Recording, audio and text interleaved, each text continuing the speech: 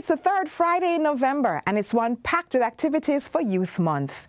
Today, our young people took part in a variety of events, including around-the-table discussions, the JTech Annual Tertiary Education Forum on by-elections, and a mental health symposium. The goal is to equip our youth with the knowledge and skills that will benefit them in the future.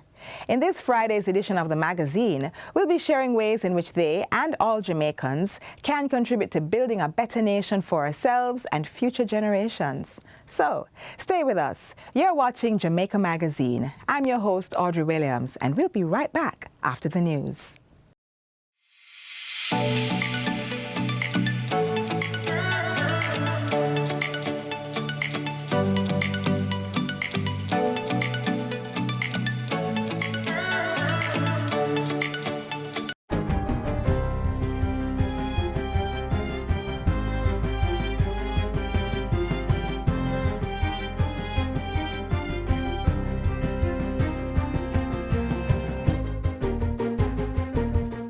Good day, I'm Theodore Henry, and this is your JIS News for Friday, November 22, 2024. Groundbreaking for the long-awaited Caymanas Special Economic Zone is projected before the end of the financial year, which is March 2025. This will pave the way for the undertaking of infrastructure works and the build-out of the first 30 acres. In making the announcement, Prime Minister Dr. Andrew Holness says with geopolitical realignments towards nearshoring and friendshoring, now is the time for Jamaica to capitalize on this opportunity. We won't be able to develop the entire Caymanas lands, but we're going to start with 30 acres, which will be developed using the Port Authority as the leader in this regard for this project. And that will be significant. In fact, it will be the anchor development for getting greater investments into Jamaica as a logistics hub. This project falls within the government's new economic diversification growth strategy, which was unveiled by the Prime Minister on Tuesday. During that economic policy statement, he revealed that the strategy would be underpinned by 6 pillars that are designed to pivot the country to inclusive growth. A digital platform designed to connect certified skilled professionals with businesses needing their services will be launched next week. The app, Skills on Demand, is an initiative of the Heart NSTA Trust. It is being made available at a time when the government is reinforcing productivity as part of the economic growth strategy. Prime Minister Dr. Andrew Holness says the app is the latest in a series of initiatives to ensure Jamaica has an efficient and seamless solution for accessing reliable technical workmen and women. So now at our fingertips, we will have a new resource that gives access to the Heart Trust trained and certified persons and professionals across the island. We expect that this will improve the labor market in terms of the clearing of the labor market between persons who are seeking jobs and industries and firms that have jobs. Dr. Holness was delivering a statement on the government's economic policy at Jamaica House Tuesday. He says targeted strategies will be put in place to improve literacy, numeracy, early childhood education, and computer literacy, and enable students to achieve those before leaving school. Technical and vocational training programs will also be strengthened, as well as investment in upskilling and reskilling the Jamaican workforce to prepare for high-value and higher-wage jobs. We're currently working on the establishment of the Jamaica Institute of Technology in partnership with the government of India and India's National Institute of Electronics and Information Technology. This will be a game changer for creating the labor force for the industries of the future for which Jamaica must position itself. The Jamaica Business Development Corporation, JBDC, will be launching a cosmeceutical incubator next year. Acting Chief Executive Officer of the JBDC, Harold Davis, made the disclosure in a recent JIS News interview. Cosmeceuticals is perhaps the fastest growing industry everywhere. At Christmas in July alone, Minister, you had over 40% of the attendees being in the cosmeceutical industry. Some work needs to be done to get them ready for export and that type of thing. So we'll be establishing that with the assistance of JCIF, World Bank money, in 2025. Mr. Davis says the cosmeceutical incubator will cater to the rapidly growing market for body and spa products, essential oils, and other wellness-related goods. The JBDC is also seeking to expand the use of its 4 existing business incubators. Located at the agency's Incubator Resource Center on Marcus Garvey Drive in Kingston, they serve as short-term production facilities for MSMEs in craft, fashion, essential oils, and agro-processing. The Orocabessa Bay Fish Sanctuary in St. Mary could get additional funding to expand its operations to other communities. There is a proposal currently under review by the United Nations Development Programme, UNDP, to extend the sanctuary's efforts to areas such as Trelawney and Montego Bay while supporting fishers in diversifying their livelihoods.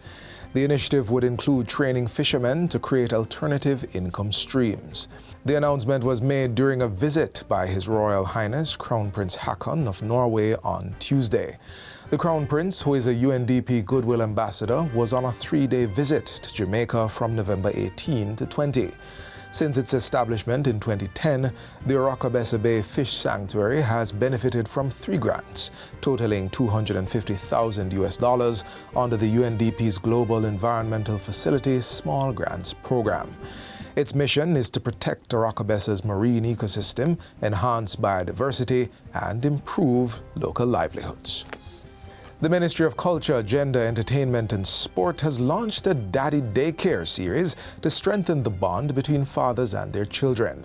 It was launched on Tuesday as part of International Men's Day observations with support from the Women's Centre of Jamaica Foundation and Professional Football Jamaica Limited.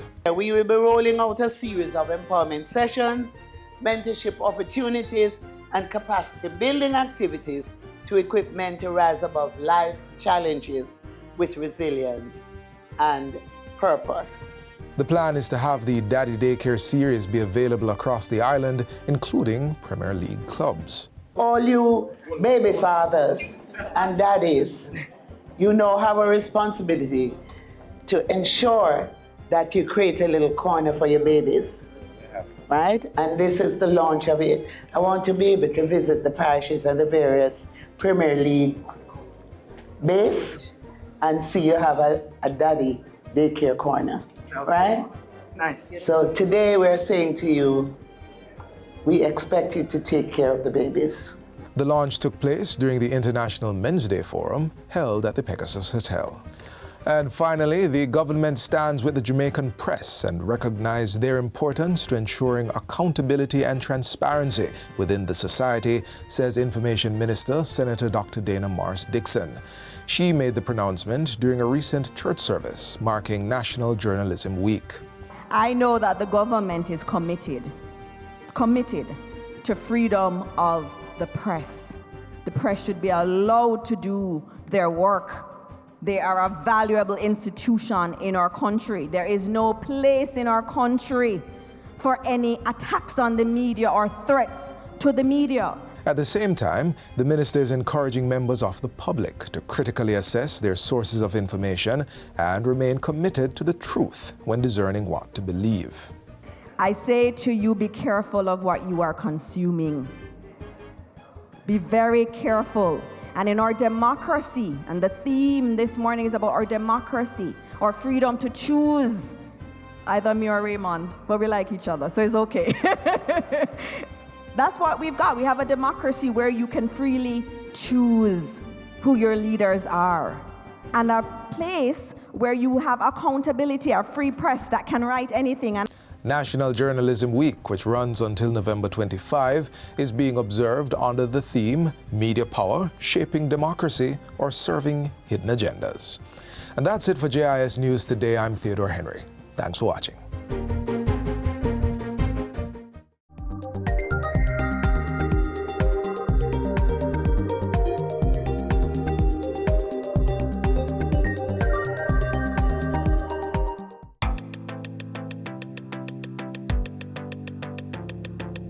We never ask.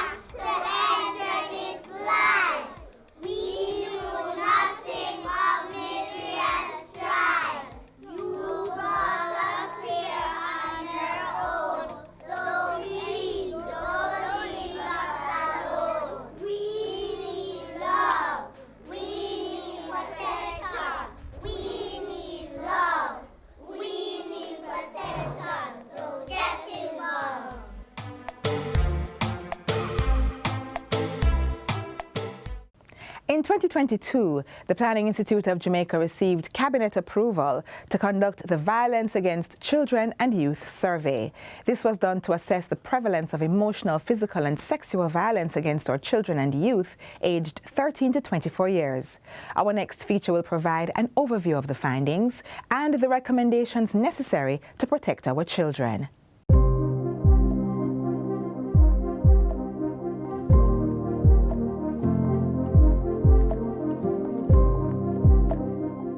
Violence against children and youth impacts families, communities, and the future. To prevent it, we first need to understand it. In 2022, the Planning Institute of Jamaica received cabinet approval to conduct the Violence Against Children and Youth survey, VACS, with support from the government of the United States of America through the President's Emergency Plan for AIDS Relief, PEPFAR, and the U.S. Centers for Disease Control and Prevention, the CDC. The survey was fielded by the Elizabeth Glaser Pediatric AIDS Foundation, EGPAF, and the University of the West Indies, Mona. The survey collected information on the prevalence of emotional, physical, and sexual violence against children and youth aged 13 to 24 years. The Violence Against Children and Youth survey shows that more than 3 out of every 4 children and youth in Jamaica have experienced some form of violence. Girls are more vulnerable to sexual violence. I had to watch my brother die because of gang violence. I was forced to sit and watch him get tortured and then killed. About 1 in 4 females and 1 in 3 males report knowing about gang activity in their school. The protection of our children also requires a systematic approach and a more facilitative, normative structure that is guided by data. The completion of the VACS and the findings are critical to enhancing our efforts at preventing and responding to violence against children. To this end, the data will support the work of the Ministry of Education, Skills, Youth and Information in its implementation of the National Plan of Action for an integrated response to children and violence. Furthermore, the data garnered will provide the country with valuable insights on the health and well-being and incidence of violence against children and youth in Jamaica. This will assist in determining the gaps in our current systems so that we can be more responsive, as well as design better policies and plans to treat with the needs of victims.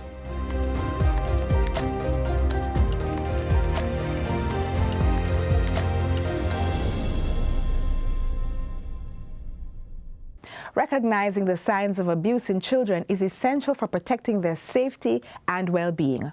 Our next feature will highlight key ways to identify a child who may be experiencing abuse.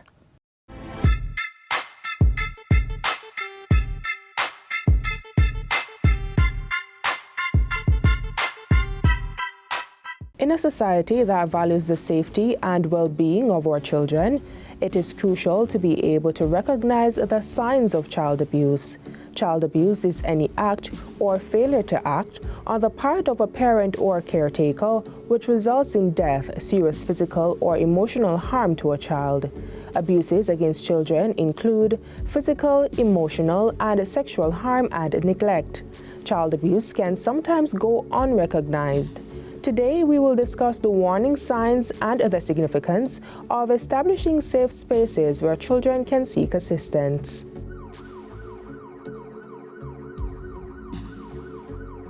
You'll see a change in the child's behavior. Be it their sleeping pattern may change, their eating patterns may change, how they express themselves will change. You will also note that sometimes because they're not able to express in words what is happening to them, they will act out.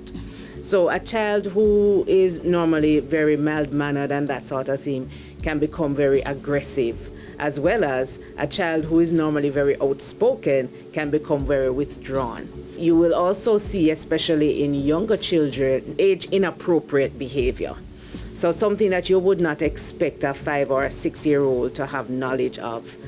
Based on their actions or based on some things that they're saying, you're recognizing that this child has, a heightened sexual knowledge then, so to speak, to put it in that regard. How can we ensure that children feel comfortable enough to speak out about any abuse they may be facing? The experts say it's vital to establish environments that make them feel safe and cared for. We always encourage persons, parents especially, be attentive to your children, right? When you notice something different with your child, explore and probe it. One of the things is that some children are very afraid, not only to express what is happening to them, but to tell those who are around them and those who they should feel safe enough talking to. So we encourage persons to provide safe environments for the children, encourage the children to be open to talk. Parents and guardians can create safe spaces in their homes by establishing open communication. Encourage your children to express their thoughts and feelings without fear of judgment. Listen actively and validate their emotions even if you don't agree with them.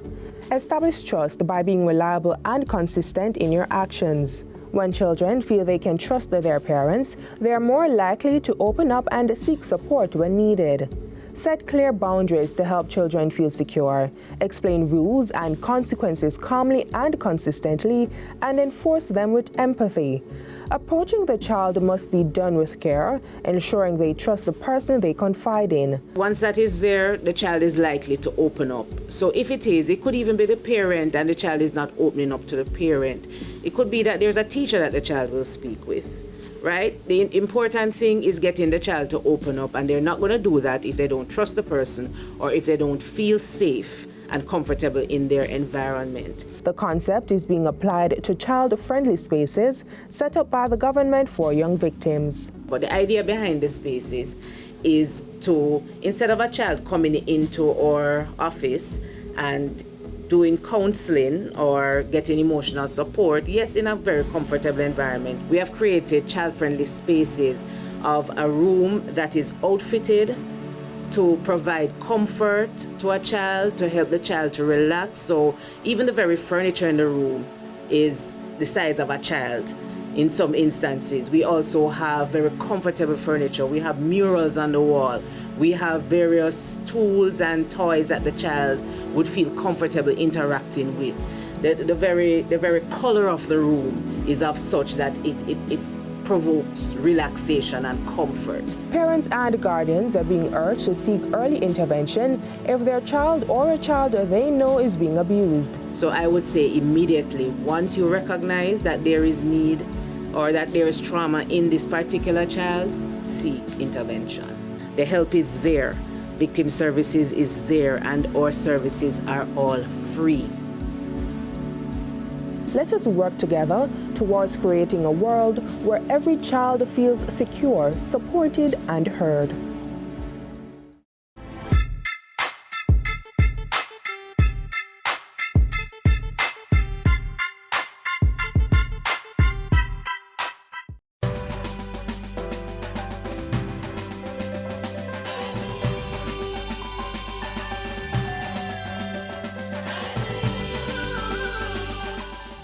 Parenting needs to be strengthened. Parenting. Parents must take charge. We cannot have people becoming parents and you are weak. You cannot allow a gang leader to take your child. I only have these children when they come to me, when the parents send them to me. So, these are your children. How dare you give them over to gang members? You must, and the whole family, must be in charge of the children. Children are children, and they need to be nurtured. We must take control until we hand over to them. That is what needs to be done.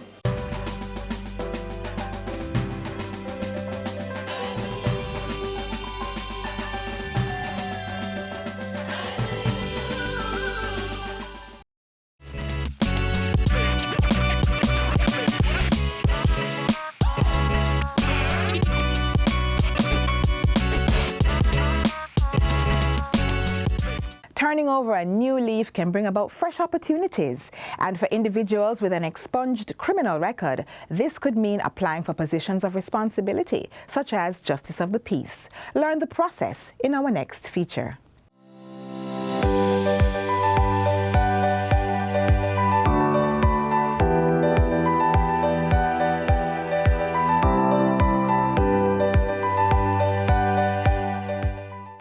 Imagine you've to turn your life around after a mistake that led to a criminal record. The slate has been wiped clean through the process of expungement. But now, you are faced with a new challenge, a desire to serve your community as a Justice of the Peace JP. However, one question lingers in the back of your mind. Will my past, though officially legally erased, still haunt my future? Let's find out.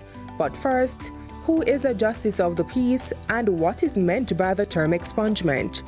A Justice of the Peace, commonly referred to as a JP, is a person of unquestionable integrity who seeks to promote and protect the rights of individuals. JPs are essential figures in the community, serving in various capacities that include witnessing documents, serving as lay magistrates, and playing crucial roles in the legal and judicial system. Now let's talk about expungement. This term refers to the process of having a conviction removed from one's criminal or police record after a specific period has elapsed and certain requirements have been met. It's a legal way to ensure that past mistakes don't define your future. If you're looking to become a JP, here's the first step in the application process. You may apply by first going on the Ministry of Justice's website at moj.gov.jm, and you can download the application to become a Justice of the Peace. If you do not have access to the internet, then you may visit the custos in your parish and access a form. We also have the application forms at our justice centers, or you may come to the Ministry of Justice at 61 Constant Spring Road to get an application form. Once you have the application form, you'll need to gather the necessary documents. So you have to be able to establish your age, your date of birth. And so you need your birth certificate. If it is that you have a name change, you may need to provide, for example, if you have gotten married, a marriage certificate, or if you have done a depol. And so you may have to take the necessary steps just to make sure that the official name that you carry is validated through these instruments. So you should have a copy of those to be provided to the ministry through your custos. You will also have to obtain 2 letters of recommendation. You may get the letters of recommendation from a Justice of the Peace or a police officer at the rank of superintendent upwards. A pastor of a church may also provide the recommendation. One crucial aspect of the application process is the declaration of any past criminal convictions. But what the government of Jamaica has done through the Criminal Records Rehabilitation of Offenders Act under Section 25, what it speaks to on the legal status, and I prefer to read the exact language of it. It says, a rehabilitated person shall, in relation to any expunged conviction for all purposes in law, be deemed to be a person who has never been charged with, prosecuted for, convicted of, or sentenced for the offense to which that conviction relates. Once the record is expunged, there is no need for you to make that indication on the form. So simply put, having an expunged record does not stop you from becoming a Justice of the Peace, but it's important to take the necessary steps to ensure you have a clean record. And so even though the steps would have been taken, approval given, and the records are expunged, if they do not take the additional steps to pay to the criminal records to have a clean record, the possibility of traces and evidence of them having been convicted could have implication. Assuming you've taken the proper steps and have a clean record, now with the JP application form completed and submitted to the relevant custos, what's next?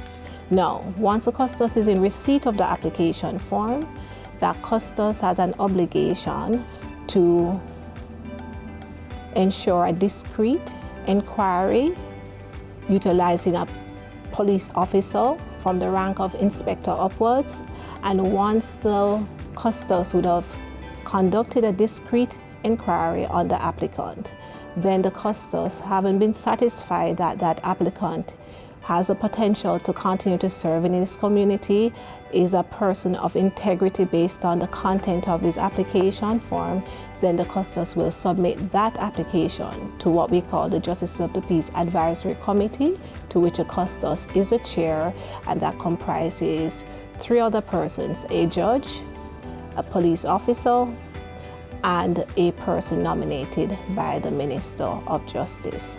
That committee will assess the application and make a recommendation to the Minister of Justice to say that this applicant is suitable to be considered for the office of Justice of the Peace. The Minister will then make a recommendation to the Governor General for that person's appointment.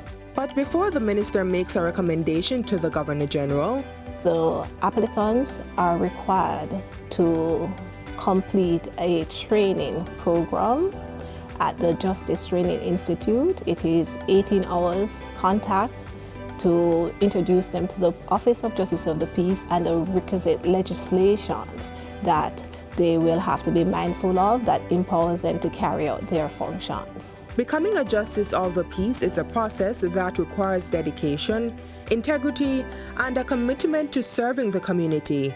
Even with an expunged record, the opportunity to serve in this esteemed role is still within reach. Your past does not have to dictate your future.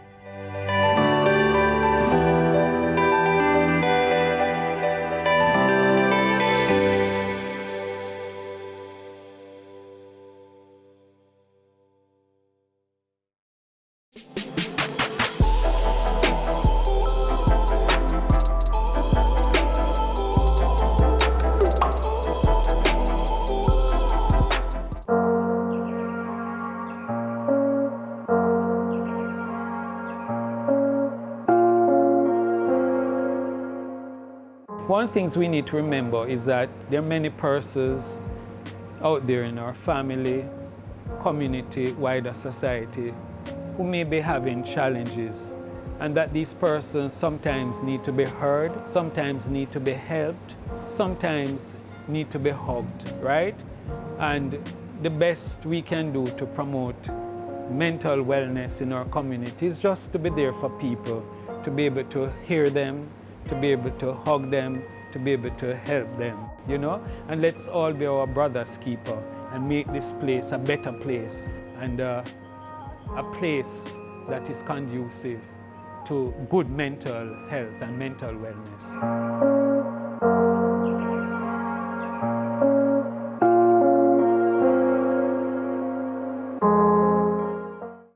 We've reached the end of our program. Get a recap of everything you saw here and more on our website, gis.gov.jm. I'm Audrey Williams. Bye for now.